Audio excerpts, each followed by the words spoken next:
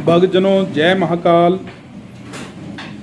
आज हम सिद्धि और साधना चैनल के ऊपर माता मदानन की साधना देने जा रहे हैं, जो कि एक बहुत ही उग्र और तुरंत फलदायी साधना है, जो भक्त के कष्टों का निवारण तुरंत करती है। कलयुग में माता मदानन ही एक ऐसी देवी है जो भक्त के लिए तुरंत जागृत हो जाती है और उसकी थोड़ी सी पूजा से ही तुरंत प्रसन्न होकर भक्त की मनो इच्छा पूरी करती है। माता मदानन को कई नामों से जाना जाता है, मदान वाली, जुगान वाली, कलरों वाली। जब माता मदानन को स्थान से भेजा जाता है तो वो शीतला अथवा मसानी के रूप में चलती है। जब मैदान से छोड़ा जाता है तो मैदान वाली के मदानन के रूप में चलती है। जब चौराहे से छोड़ा जाता है तो चौराहे चौगान वाली के रूप में चलती है और इसी प्रकार से अपना भोग लेकर भक्त की मनोकामना पूर्ण करती है। तो माता मदानन की सिद्धि के बारे में अगर बात करें तो माता मदानन की सिद्धि होने के बाद माता मदानन जो है भक्त के सभी प्रकार के काम करती है, जैसे षटकर्म जो होते हैं, वशीकरण, मारण, विद्वेषण, तमाम प्रकार के षटकर्म करती है। जब भी हमें माता मदानन की पूर्ण सिद्धि प्राप्त हो जाती है तो माता मदानन हमें सपने में दर्शन देती है और हरदम हमारे अंग संग रहती है। लेकिन यहाँ एक बात बहुत ही विचारणीय और सोचनीय है और विश्लेषण योग्य है कि यह बात कोई भी किसी को कम ही पता होती है, या अथवा पता भी होती है तो वह किसी को नहीं बताते, कि माता मदानन की जो साधना है, अगर आप एक बार माता मदानन की साधना कर लेते हैं तो इनकी पूजा अर्चना आपको पूरी ज़िंदगी भर करनी पड़ती है और इनका भोग जो है सात्विक अथवा तामसिक जिस भी रूप में आप इनको पूजते हैं वह आपको देना पड़ेगा, अन्यथा आप खुद ही माता मदानन के दोष के भागी होगे और दोष लगेगा आपको। तो सोच समझकर विचार कर कर ही माता मदानन की साधना में आगे बढ़ें और इस ओर कदम बढ़ाएं, क्योंकि हमारा फर्ज सिर्फ आपको सूचना गाइडेंस देना है। अंतिम फैसला आप लोगों का अपना होगा, इसमें हमारा कोई दोष अथवा कोई ऐसा प्रभाव नहीं होगा। तो बात करते हैं माता मदानन की साधना की। शुक्ल पक्ष यानी अमावस्या के बाद जब भी पहला शुक्रवार अथवा शनिवार आता है तो उस शुक्रवार या शनिवार की रात को रात 8 बजे से 10 बजे के बीच में माता मदानन की साधना आरंभ की जा सकती है। बहुत ही शुभ होता है यदि हम माता मदानन की साधना रात को 10 बजे शुरू करें। 10 बजे से 12 बजे के बीच में शुरू करते हैं। ये आपके ऊपर डिपेंड करता है कि आप 8 बजे शुरू करते हैं, 9 बजे शुरू करते हैं, 10 बजे शुरू करते हैं, 11 बजे शुरू करते हैं। करना क्या है, आपको धुले हुए स्वच्छ लाल वस्त्र पहनने हैं अथवा लाल धोती अथवा लंगोट टाइप लगाकर आप माता मदानन की पूजा में बैठ सकते हैं। इसके लिए आपको लाल ही आसन चाहिए। उत्तर दिशा अथवा पूर्व दिशा की तरफ मुख करना है और लकड़ी का बजोट अपने सामने रखकर उसके ऊपर लाल वस्त्र बिछाकर माता मदानन की एक फोटो स्थापित करनी है और माता मदानन के सामने एक सरसों के तेल का दीपक जलाकर माता मदानन को फूल अर्पित करने हैं, फूलों की माला अर्पित करनी है और कुमकुम, चावल आदि भेंट स्वरूप देना है और धूप दीप माता को जरूर दिखाना है। इसके बाद माता मदानन का जो भोग है, 7 प्रकार के अलग अलग मिठाई के पीस, 7 प्रकार का कपड़ा, 7 प्रकार के कपड़े में आप छोटी छोटी लीरें जो होती हैं, छोटे छोटा टुकड़े जो होते हैं कपड़े के, वो ले सकते हैं। साफ कपड़ा होना चाहिए, स्वच्छ कपड़ा हो, यूज्ड कपड़ा ना हो, पहले प्रयोग में ना लिया गया हो, ऐसा 7 प्रकार का कपड़ा ले सकते हैं। 7 प्रकार की मिठाई, 2 मीठे पान, 2 लड्डू और 7 लौंग, 7 इलायची, 7 पतासे और कच्ची लस्सी। कच्ची लस्सी आप एक पात्र में थोड़ा सा कच्चा दूध डालें, उसमें पानी डालें, गंगा जल डालकर अपने पास रख लें और साधना आरंभ करने से पहले इस पूरे के पूरे भोग को क्लॉकवाइज माता मदानन के सामने जो दीप जला रखा है उसके ऊपर से क्लॉकवाइज घुमाकर माता मदानन को यह भोग अर्पित करके उनके सामने रख दें। इसके बाद अपने पितरों को, अपने कुल देवी देवता को, अपने इष्ट को, भोलेनाथ को, ख्वाजा हिज्र को याद करते हुए हाथ में जल लेकर संकल्प लेना है कि हे माता मदानन, बाबा गुरु गोरखनाथ जी, बाबा भोलेनाथ, हे ख्वाजा पीर, माई मदानन, माई कालका, मैं आप सबको साक्षी मानकर आज माता मदानन की साधना आरंभ करने जा रहा हूँ। और मैं लगातार 21 दिनों तक आज से हर रोज़ माता मदानन की 7 माला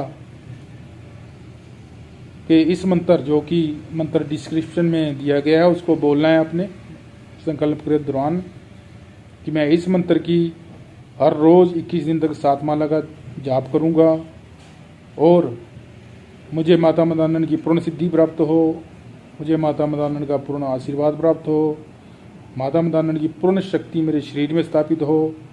जब भी मैं माता मदानन को याद करूं, माता मदानन का मंत्र का जाप करूं, तो माता मदानन मेरे सभी काम सवारे। जिस काम के लिए मैं माता मदानन का भोग देकर उसको भेजूं, वो मेरे पूरे काम तुरंत करे। ये बोलकर वह जल आपने धरती पर गिरा देना है अपने सामने। किसी पात्र पे भी उस जल को गिरा सकते हैं और धरती पे भी गिरा सकते हैं। इसके बाद आपको गुरु मंत्र की एक माला करनी है। जो भी आपके गुरु ने कोई मंत्र दे रखा है उसकी एक माला करनी है। अन्यथा आप ओम नमः शिवाय भोलेनाथ को गुरु मानकर इस मंत्र की एक माला का जाप कर सकते हैं। अगर ये मंत्र भी नहीं है तो सोहम गोरक्ष गुरुर्वै नमः, इस मंत्र की एक माला का जाप कर सकते हैं गुरु गोरखनाथ जी को गुरु मानकर। गणेश मंत्र की एक माला का जाप करना है। और इसके बाद आपको माता मदानन का ये जो मंत्र है मैं अभी आपको बताने जा रहा हूँ, इस मंत्र की आपको रुद्राक्ष की माला पे आपको 7 माला डेली जाप करनी है। मंत्र सुनिए, जो कि आपको डिस्क्रिप्शन में भी लिखा हुआ मिलेगा। मंत्र सुनिए। मदानन माई सत की सवाई, मदानन माई सत की सवाई, आओ माई करो भलाई, मेरा काज ना करो तो नागे गुरु की दुहाई, शब्द सांचा पिंड कांचा, देखूं मदानन माई तेरे शब्द और कलाम का तमाशा, सतनाम आदेश गुरु को। इस मंत्र का रुद्राक्ष की माला पे आपको 7 माला 21 दिनों तक हर रोज जाप करनी है। और जाप पहले दिन जाप पूर्ण होने के बाद जो भोग माता को अर्पित किया है वह साधना की 7 माला, साधना के दौरान जो मंत्र जाप कर रहे हैं, 7 माला पूर्ण होने के बाद जब हम उठते हैं तो यह सारी सामग्री भोग रूप में जो माता को अर्पित की है, यह उठाकर आपको माई मदानन के स्थान के ऊपर अर्पित करनी है। अगर माता मदानन का कोई स्थान नहीं है नज़दीक में तो आप ये पूरी सामग्री किसी मैदान में, किसी चौराहे पे छोड़ सकते हैं जाकर। और ये जो सामग्री है भोग रूप में जो आपको पहले दिन आपको बताई है कि माता मदानन को अर्पित करनी है, यह इसके बाद 21 दिनों तक आपको प्रत्येक मंगलवार को यह सामग्री देनी है। और अन्य जो दिन है उस दिन माता मदानन को आपने 2 मीठे पान, 2 लड्डू, 7 लौंग, 7 पतासे और 7 ही इलायची भोग रूप में अर्पित करनी है। और जाप पूर्ण होने के बाद हर रोज़ इस सामग्री को अपने मैदान में, चुगान में या माई मदानन के स्थान में या कहीं भी नदी किनारे तुरंत ही छोड़ देना है। तो इस प्रकार जब आपकी 21 दिनों की साधना पूर्ण हो जाती है तो लास्ट जो दिन आता है उस दिन भी आपने वही सामग्री माता मदानन को देनी है जो पहले दिन दी थी और जो हर मंगलवार को दी थी भोग रूप में। 21वें दिन जाप पूर्ण होने के बाद आपको किसी भी दुकान से हवन सामग्री परचेज करनी है।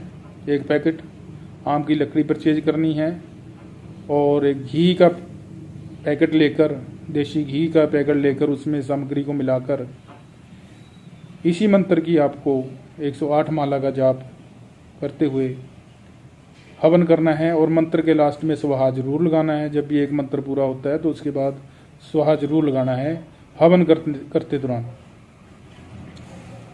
हवन पूर्ण होने के बाद सुबह यह सारी सामग्री आपको चौकी के कपड़े में बांधकर यह बहते हुए जल में आपको बहा देनी है और आते समय पीछे मुड़कर नहीं देखना है। घर पहुंचने के बाद हाथ मुंह धोकर घर में प्रवेश करना है। घर पहुंचते ही कच्ची लस्सी बनाकर उसमें थोड़ा सा मीठा डालकर पूरे घर में छींटे देने हैं और पूरे घर में छींटे देने के बाद जो जल बच जाता है वह अपने मेन गेट के लेफ्ट और दाईं और बाईं तरफ दोनों तरफ थोड़ा थोड़ा बहुत जल गिरा देना है और वापस अपने घर आ जाना है। इसके अलावा अगर आप माता मदानन की इस मंत्र की सिद्धि ग्रहण के दिन करते हो, चंद्र ग्रहण अथवा सूर्य ग्रहण के दिन करते हो, ग्रहण के दौरान जाप करते हैं इस मंत्र का, तो किसी भी प्रकार के विधि विधान की कोई ज़रूरत नहीं है।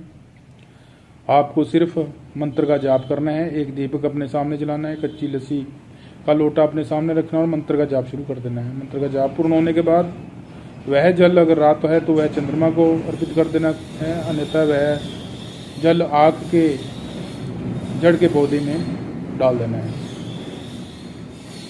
दिवाली होली के दिन यह मंत्र आपको एक ही दिन में सिद्ध हो जाएगा। इसके लिए आपको जो पूजा का विधि विधान है वह सेम रहेगा। मंत्र की जो मालाओं का जाप है वह 11 माला आपको जाप करनी है। रुद्राक्षी माला पर 11 माला में होली और दिवाली के रात को यह मंत्र अगर आप जाप करते हैं तो आपको पूर्ण सिद्धि एक ही दिन में प्राप्त हो जाएगी। माता मदानन की सिद्धि मिल जाने के बाद, हमारी साधना पूर्ण होने जाने के बाद आपको माता मदानन के दर्शन होंगे। साधना के दौरान भी आपको अनुभव होंगे। लाल जोड़े में एक माता मदानन के दर्शन होंगे, लाल कपड़ों में माता मदानन के दर्शन होंगे सपने में। जब भी माता मदानन के इस मंत्र का आपको प्रयोग करना होगा तो आपको 7 प्रकार की मिठाई, 7 प्रकार की कपड़े की छोटे छोटे टुकड़े, 7 लौंग, 7 इलायची, 2 पान, 2 लड्डू, ये सामग्री अपने सामने रखकर माता मदानन के इस मंत्र की 108 मंत्र का आपको जाप करना, चाहे माला पर चाहे बिना माला के। और यह सारी सामग्री लेते हुए मान लो अगर आपने इस मंत्र का प्रयोग किसी के ऊपर से तांत्रिक क्रिया को हटाने के लिए करना है तो इस मंत्र का जाप करने के बाद भोग के ऊपर भोग लगानी है। और जिसके लिए भी आप ये पूजा कर रहे हो, पूजा अर्चना कर रहे हो, उसके ऊपर से इस पूजा को 7 बार उल्टा उतारना है। पूरे घर में से इस पूजा को उतारना है और प्रत्येक कमरे की जो देहली होती है उसके ऊपर से 7 बार उल्टा उतारना है और इस पूजा को जाकर किसी खुले मैदान में छोड़ देना है। तो क्या है, 10 से 21 घंटों के अंदर आपकी जिस भी मनोकामना के लिए यह पूजा दी गई है वह मनोकामना पूर्ण होगी। अगर हम मारण के लिए अथवा अन्य किसी को कोई किसी प्रकार की किसी काम के लिए माता मदानन का यह क्रिया करनी चाहते हैं तो हमें माता मदानन का यह भोग लेकर सीधे मैदान में जाना है, वहाँ मंत्र का 108 बार जाप करना है और अपनी फरियाद माता को सुना देनी है। इसके बाद भोग देकर वापस आ जाना है, पीछे मुड़कर नहीं देना है। कुछ ही दिनों में आपकी मनोकामना पूर्ण होगी। माता मदानन ही एक ऐसी शक्ति है कलयुग के अंदर जो भक्त की थोड़ी सी पूजा से ही प्रसन्न होती है और थोड़े से भोग से ही प्रसन्न हो जाती है और अपने भक्त की मदद करती हैं। तो साथियों, एक बात यहाँ पे विचारणीय है कि माता मदानन की पूजा वही भक्त करें जो स्यानपद करना चाहते हैं, जो लोगों की भलाई का काम करना चाहते हैं, क्योंकि माता मदानन की जो पूजा है उनको ज़िंदगी भर करनी पड़ेगी। फिर माता मदानन ऐसी शक्ति है, फिर साथ छोड़ने वाली नहीं है, आपके अंग संग रहेगी। और आपको अगर माता मदानन के इस मंत्र का आप जाप भी नहीं करते हो तो माता मदानन का भोग तो आपको 15 दिन में 1-2 बार देना ही पड़ेगा। नहीं तो आपको खोट लगेगा, दोष लगेगा, आपका शरीर सेट नहीं रहेगा। इसलिए सोच समझ कर ही माता मदानन की पूजा अर्चना करें, क्योंकि ये शक्ति जो है आपके शरीर में स्थापित होएगी और इसका जाप आपको, ये आपसे जाप मांगेगी, भोग मांगेगी, तो ये आपको देना पड़ेगा उम्र भर। और आपके जाने के बाद भी, ये दुनिया छोड़ने के बाद भी, अलविदा बोलने के बाद भी दुनियादारी को, आपके पीछे जो हैं उनको भी माता मदानन की पूजा अर्चना करनी पड़ेगी। या आप पहले ही कोई चूली भर के जाएं, या माता मदानन का जो भी है, माता मदानन का को अपने से अलग, जो भी किसी भी प्रकार से विधि विधान से माता मदानन के इस मंत्र को छुटकारा पा के जाएं। अन्यथा आपके जो पीछे परिवार के लोग होंगे उनको भी माता मदानन की पूजा करनी पड़ेगी, भोग देना पड़ेगा। अगर वह माता मदानन की पूजा अथवा भोग नहीं देंगे तो उनकी दयनीय स्थिति में पहुंच जाएंगे। हालत ऐसी हो जाएगी कि सब कुछ होते हुए भी, बीमारी ठमारी कुछ भी ना होते हुए भी कारोबार बंद हो जाएंगे और शरीर अपसेट रहेंगे, किसी भी प्रकार से तरक्की के रास्ते बंद हो जाएंगे। माता मदानन की पूजा करेंगे, भोग देंगे, उसको मानेंगे, तो किसी भी प्रकार की, कोई भी किसी प्रकार का तांत्रिक क्रिया है वो भक्त के नज़दीक नहीं आएगी, जितना मर्जी कोई जोर लगा ले, क्योंकि माता मदानन ही चुराहे वाली है।